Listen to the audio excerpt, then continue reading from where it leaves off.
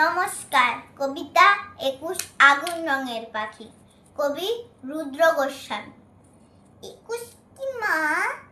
21 একটা পাখির জন্মদিন। পাখি, ওর কি নাম, কি রং? ওর নাম বাংলা ভাষা, আর ওর আগুন রং। ও কোথায় থাকে?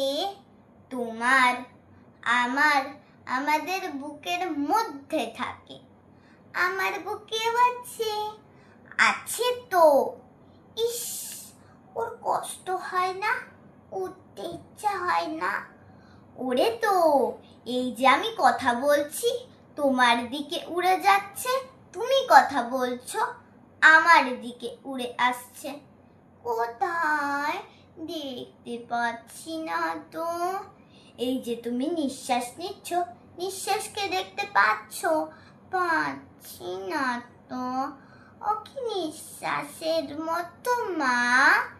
এতক্ষণে ঠিক বুঝেছো। ও বুকের মধ্যে কোথায় থাকে? আমার বুকে কান পাতো, কিছু শুনতে পাচ্ছ? পাচ্ছি তো।